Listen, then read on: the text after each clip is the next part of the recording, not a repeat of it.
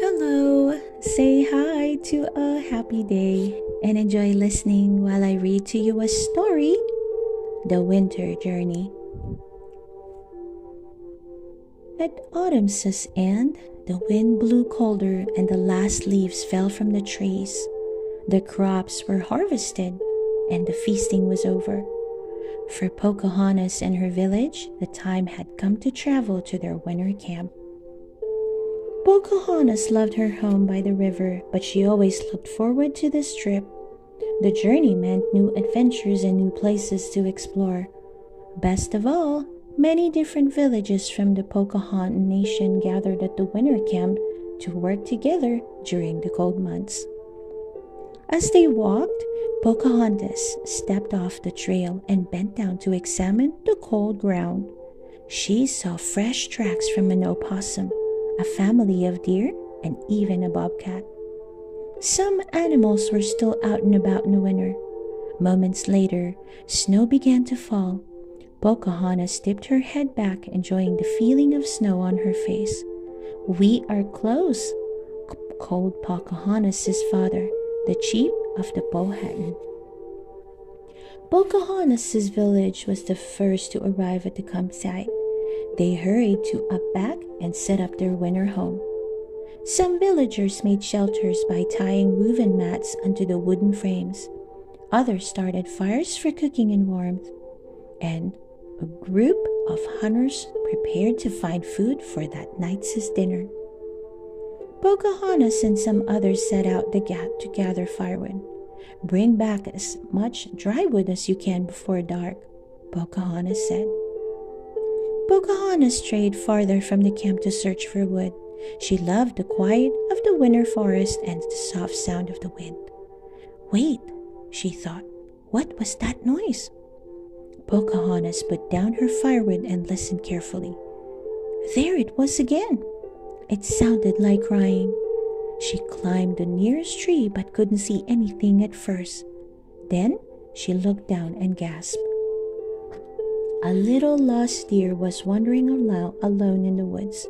He was too young to survive on his own and needed to get back to his mother quickly. Pocahontas climbed down from the tree.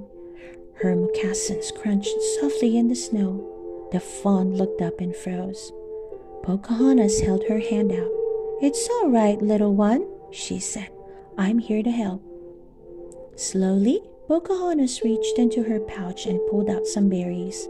She held them flat on her palm so the breeze would carry their scent to the fawn.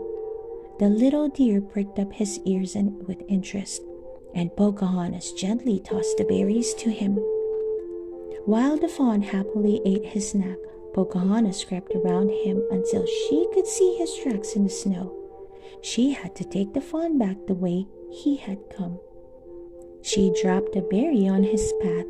Following the tracks a little farther, she dropped more berries and the fawn went hurrying after her. Soon they came to the bank of a creek. Scanning the icy mud at the water's edge, Pocahontas saw two sets of tracks. One belonged to the fawn, and the other she thought must belong to his mother. The mother's tracks continued on the opposite bank. Pocahontas lightly ran across the path of rocks in the creek.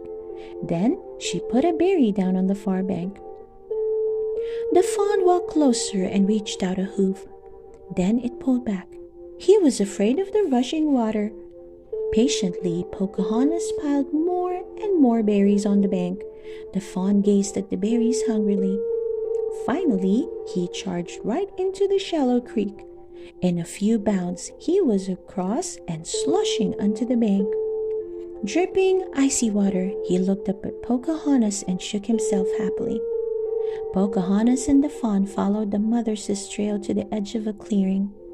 Peering ahead, Pocahontas saw a doe pacing back and forth. "Is that?" she started to ask, but the fawn was already galloping across the clearing to his mother. The family was together again. Pocahontas watched, smiling and peaceful. A branch snapped behind her. Pocahontas whirled around.